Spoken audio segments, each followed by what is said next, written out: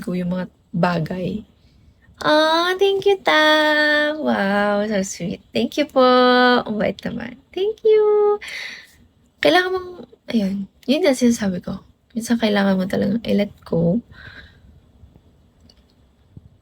yung mga iniisip mo.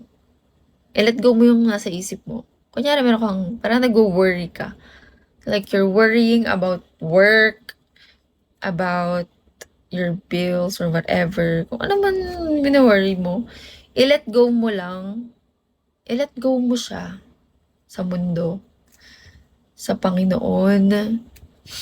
I-let go mo lang. Parang, kayo nang bahala. Parang, kayo na po yung bahala sa akin. Ganun. Just sleep well.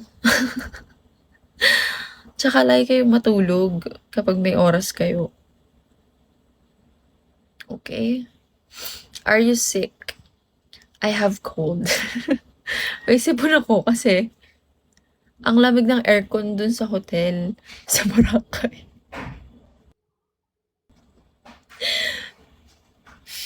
Hindi ko alam bakit laging ganun yung lamig nun. Kami ni Ben, mauutas na kaming dalawa.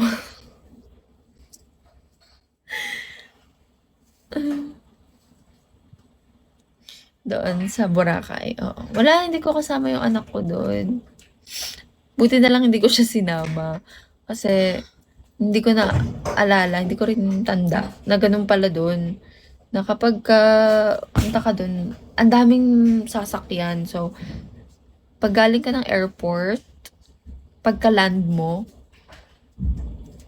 4 na sakay. May meron pang parang barko. Hindi siya barko. Parang bangka na mabilis. Parang speedboat. Gano'n. Maraming nagpakilala sa inyong AFAM? Hindi, mas malala sa El Nido. Malayo yun. Ilang hours yun. Pero dun sa ano, hindi naman. AFAM? Walang AFAM. Maraming Pilipino doon. Hindi kasi hindi kami tumatambay sa mga may mga gano'n. Usually kami, magkakasama kami mga tita ko. Ayun. So, wala naman mga AFAM. Wala naman. Parang overrated na siya. Parang, actually, pag pupunta ka doon, magchi-chill ka lang talaga. Masarap lang makakita ng dagat. Tapos, hindi siya hassle na lugar para sa akin. Yun ang mga gusto kong lugar. Yung parang maraming kainan. Maraming mga restaurant na maganda. Ganon yung gusto ko. Kasi ayoko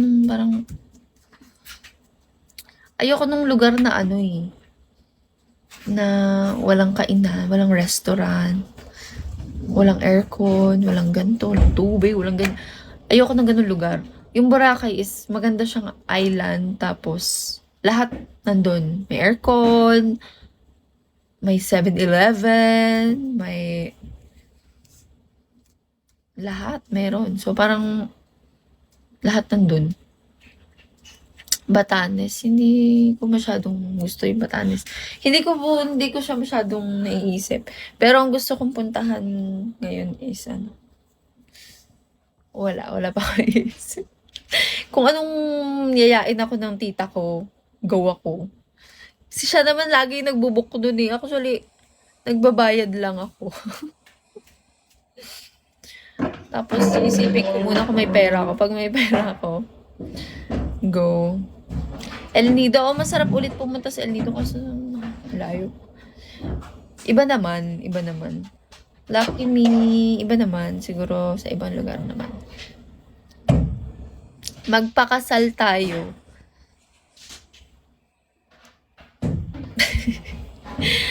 ID number. I don't think I see myself being married. Ewan ko. Ngayon, parang feeling ko 40 years old na ako magkakaso. 30. Ganun. Anthony! Huwag